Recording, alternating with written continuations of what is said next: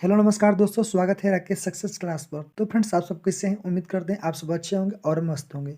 तो फ्रेंड्स, आज की इस वीडियो में हम लोग देखने वाले हैं यानी कि स्पेशल यानी कि संविधान सभा से पूछा गया प्रश्न। तो फ्रेंड्स, यहाँ से आपका छपने वाला है। तो फ्रेंड्स, इस वीडियो को लास्ट तक जरूर देखिएगा, ठीक है।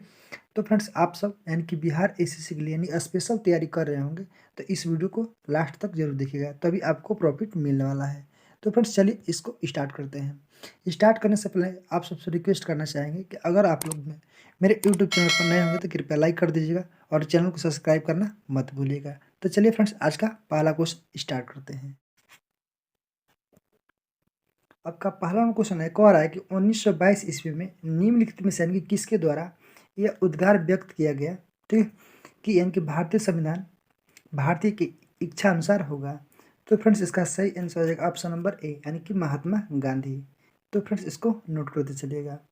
अब चलते हैं 2 नंबर क्वेश्चन। कह रहा है कि 1924 ईस्वी में किसके द्वारा यानी कि ब्रिटिश सरकार से यह मांग की गई कि भारत यानी कि संविधान का निर्माण जो है यानी के लिए संविधान सभा का गठन किया जाए। तो फ्रेंड्स, इसका सही आंसर हो जाएगा ऑप्शन नंबर सी यानी कि मोतीलाल नेहरू ने। तो फ्रेंड्स, इसको नोट करते चलिएगा। अगला क्वेश्चन है 3 नंबर। कह रहा है कि संविधान सभा के यानी कि विचार का औपचारिक रूप से यानी कि प्रतिपादन किसके द्वारा किया गया था। तो फ्रेंड्स, इसका सही आंसर हो जाएगा ऑप्शन नंबर सी यानी कि एम.एन. रॉय द्वारा। 4 नंबर क्वेश्चन है, कह रहा है कि संविधान सभा के यानी कि किसके मूर्त रूप प्रदान किया गया। तो फ्रेंड्स, इसका सही आंसर हो जाएगा ऑप्शन नंबर डी यानी कि जवाहरलाल नेहरू द्वारा। अगला क्वेश्चन है 5 नंबर। कह रहा है कि कांग्रेस ने किस वर्ष किसी प्रकार का यानी कि बाह्य हस्तक्षेप के बिना यानी कि भारतीय जनता द्वारा संविधान के यानी कि निर्माण की मांग जो है लेकर प्रस्ताव पारित किया था। तो फ्रेंड्स, इसका सही आंसर हो जाएगा ऑप्शन नंबर सी 1936 में। चलिए 6 नंबर क्वेश्चन है, कह रहा है कि 1938 में यानी किस व्यक्ति ने वयस्क मताधिकार के आधार पर संविधान सभा के यानी कि गठन की मांग की थी। तो फ्रेंड्स, इसका सही आंसर ऑप्शन नंबर बी यानी कि जवाहरलाल नेहरू द्वारा। अगला क्वेश्चन है 7 नंबर। कह रहा है कि वर्ष 1942 में किस योजना के तहत यह स्वीकार किया गया कि यानी कि भारत में एक निर्वाचन संविधान सभा का गठन होगा जो यानी कि युद्धोपरांत संविधान का निर्माण करेगी। तो फ्रेंड्स, इसका सही आंसर ऑप्शन नंबर ए यानी कि क्रिप्स मिशन।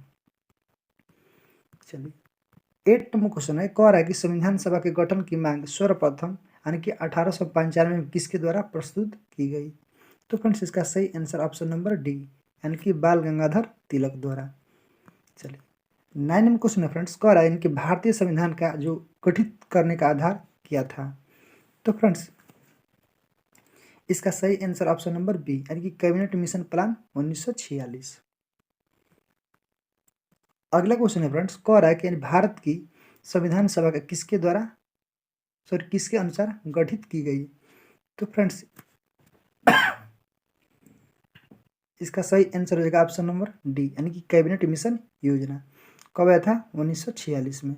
तो फ्रेंड्स, इसको नोट कर चलेगा। अगला क्वेश्चन है फ्रेंड्स 11 नंबर। कह रहा है कि सन 1936 में भारतीय राष्ट्रीय कांग्रेस द्वारा यानी संविधान सभा के गठन की मांग कहाँ पर हुए यानी कि अधिवेशन में रखी गई यानी किस अधिवेशन में। तो फ्रेंड्स, इसका सही आंसर हो जाएगा ऑप्शन नंबर सी यानी कि फैजपुर। ठीक है, तो इसको नोट करते चलिएगा। 12वां क्वेश्चन है, कह रहा है कैबिनेट मिशन योजना के अनुसार संविधान सभा में यानी कि कुल कितने सदस्य होते थे। तो फ्रेंड्स, इसका सही आंसर ऑप्शन नंबर ए यानी कि 389।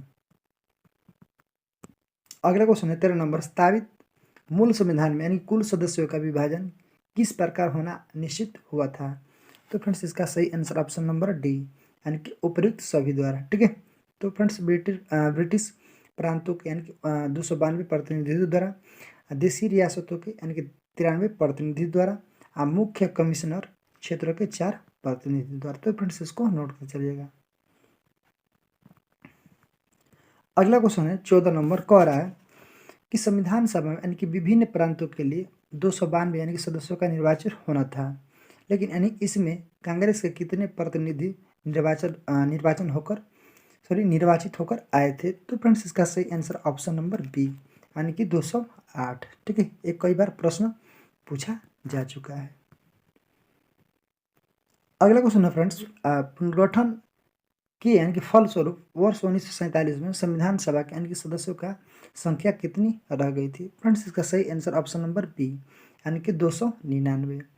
अगला क्वेश्चन है, कह रहा है कि संविधान सभा का यानी कि पुनः गठित जो है यानी कि देशी रियासतों के लिए कितने प्रतिनिधि थे? तो फ्रेंड्स इसका सही आंसर ऑप्शन नंबर बी, कितना थे? 70। चलिए अगला क्वेश्चन है, कह रहा है कि पुनर्गठित यानी कि संविधान सभा में विभिन्न प्रांतों के लिए कितने प्रतिनिधि थे? तो फ्रेंड्स इसका सही आंसर ऑप्शन नंबर बी यानी कि 229। अगला क्वेश्चन है 18 नंबर, कह रहा है कैबिनेट मिशन योजना के अंतर्गत यानी कि संविधान निर्मात्री परिषद के यानी कि प्रत्येक प्रांत की आवंटित सदस्य संख्या निर्धारित करने के लिए एक प्रतिनिधि कितनी संख्या के अनुपात में था? तो फ्रेंड्स इसका सही आंसर ऑप्शन नंबर बी यानी कि 10 लाख व्यक्ति। ठीक है, ये आपका यूपी पीसीएस में 2001 में पूछा गया है। अगला क्वेश्चन है 19 नंबर, संविधान सभा के यानी कि सदस्यों को निम्न में से किसने यानी कि प्रत्यक्ष रूप से निर्वाचित किया? तो फ्रेंड्स इसका सही आंसर हो जाएगा ऑप्शन नंबर ए यानी कि प्रांतों के विधानसभा द्वारा। 20 नंबर क्वेश्चन है, कह रहा है कि संविधान सभा में किस प्रांत का प्रतिनिधित्व सबसे अधिक था? तो फ्रेंड्स इसका सही आंसर हो जाएगा ऑप्शन नंबर डी यानी कि संयुक्त प्रांत।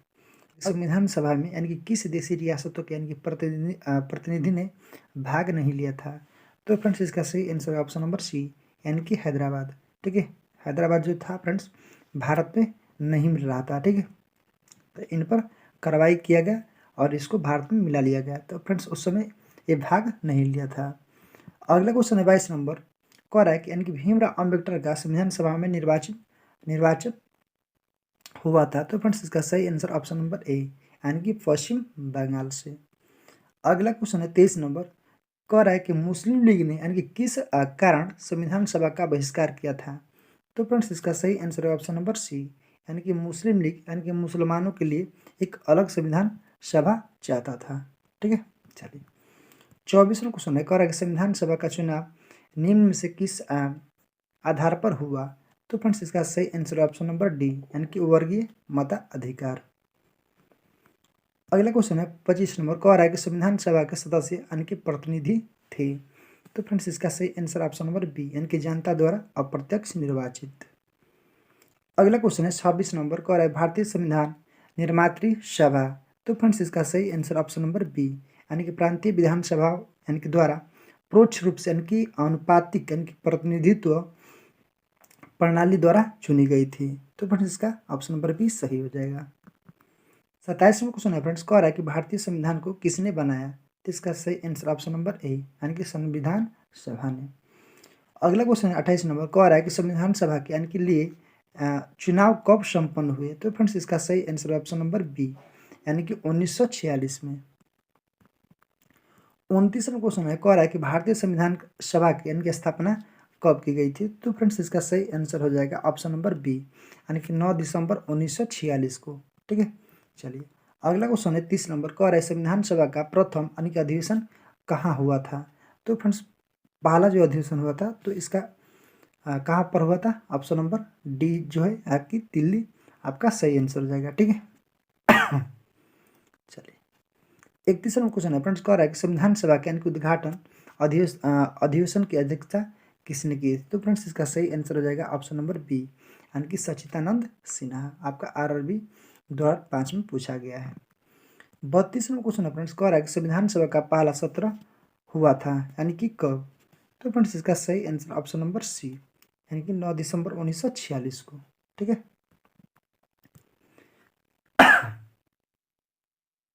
33वां क्वेश्चन है फ्रेंड्स, कह रहा है कि संविधान सभा के अस्थायी अध्यक्ष कौन थे?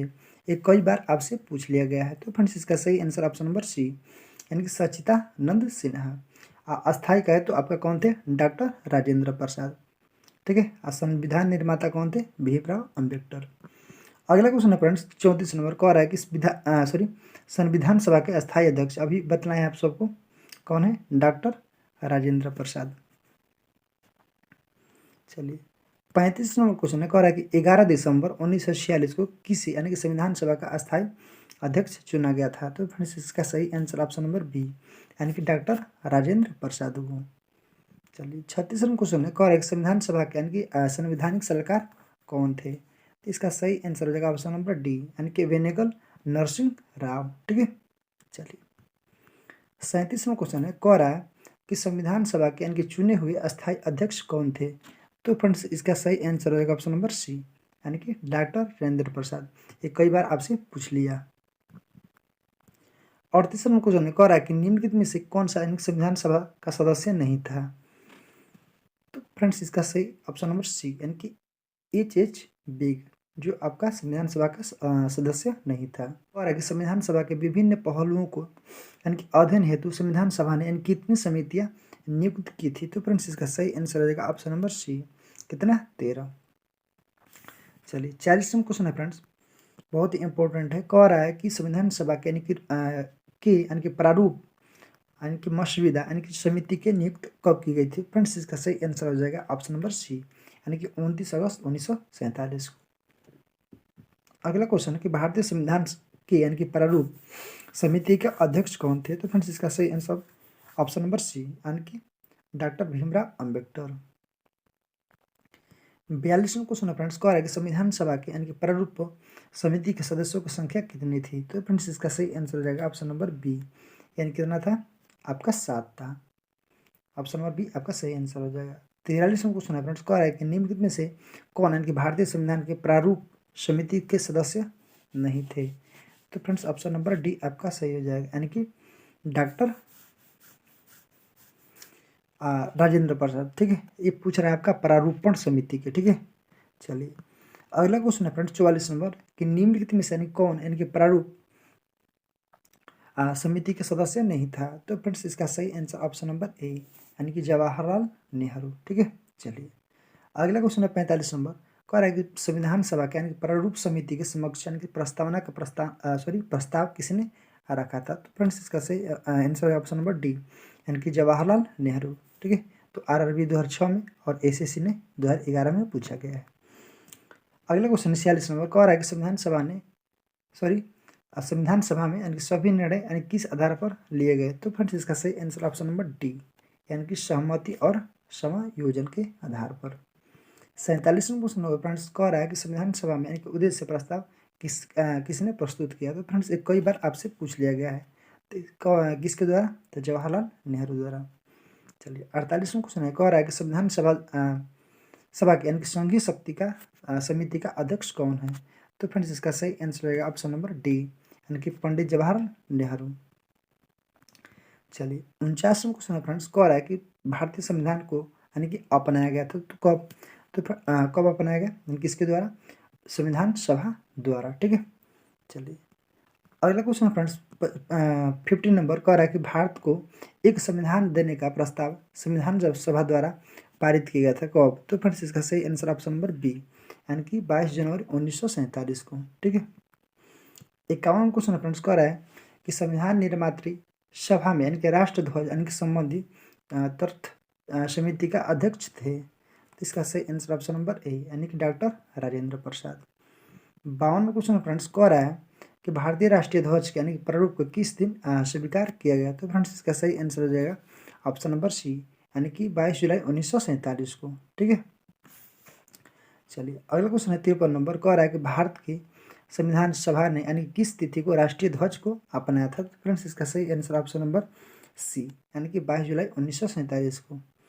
तो फ्रेंड्स इसको नोट कर चलिएगा। अगला क्वेश्चन है 54 नंबर, कह रहा है कि संविधान सभा ने यानी कि संविधान सभा को अंतिम रूप से किस दिन पारित किया? तो फ्रेंड्स इसका सही आंसर ऑप्शन नंबर सी, यानी कि 26 नवंबर 1949 को। 55 नंबर क्वेश्चन फ्रेंड्स, कह रहा है कि संविधान सभा का अंतिम रूप से यानी कि किस दिन आखिरी बार मिली थी? ठीक है, तो फ्रेंड्स इसका सही आंसर हो जाएगा ऑप्शन नंबर सी, 24 जनवरी 1950 को। 56 नंबर क्वेश्चन फ्रेंड्स, कह रहा है कि संविधान सभा के यानी कितने उपस्थित सदस्यों ने संविधान सभा का हस्ताक्षर किया था? तो फ्रेंड्स इसका सही आंसर ऑप्शन नंबर बी, यानी कि 284। अगला क्वेश्चन है 57 नंबर, कह रहा है कि संविधान सभा द्वारा यानी कि अंतिम रूप से भारतीय यानी संविधान में कुल कितने अनुच्छेद और अनुसूचियां हैं? तो फ्रेंड्स इसका सही आंसर हो जाएगा ऑप्शन नंबर सी, 395 अनुच्छेद और 8 अनुसूचियां। ऑप्शन में भाग कितना था? 22 भाग था। ठीक है, तो इसको नोट कर चलेगा। अगला क्वेश्चन है फ्रेंड्स 58 नंबर, कि संपूर्ण भारतीय संविधान के यानी कि निर्माण में संविधान सभा को यानी कितना समय लगा था? तो फ्रेंड्स आपका कितना लगा था? 2 वर्ष 11 माह और 18 दिन। 59 नंबर क्वेश्चन है फ्रेंड्स, कह रहा है किस दिन से यानी कि संविधान सभा का अंतरकालीन यानी कि संसद जो है यानी कि रूप में आविर्भाव हुआ था? तो फ्रेंड्स इसका सही आंसर हो जाएगा ऑप्शन नंबर सी, यानी कि 26 जनवरी 1950 को। अगला क्वेश्चन है फ्रेंड्स कि जिस यानी कि संविधान सभा द्वारा भारत के संविधान सभा का अधिनियम जो है यानी किया गया, उसके यानी कि सदस्य कौन थे? तो इसका सही आंसर ऑप्शन नंबर सी, यानी कि विभिन्न प्रांतों के विधानसभाओं द्वारा नामित। 61 नंबर क्वेश्चन है फ्रेंड्स, कह रहा है कि भारत के लिए यानी कि संविधान सभा के रचना के हेतु संविधान सभा का विचार जो है निम्नलिखित में से सर्वप्रथम किसने प्रस्तुत किया था? ऑप्शन नंबर ए आपका सही आंसर है, यानी कि स्वराज पार्टी ने 1924 में।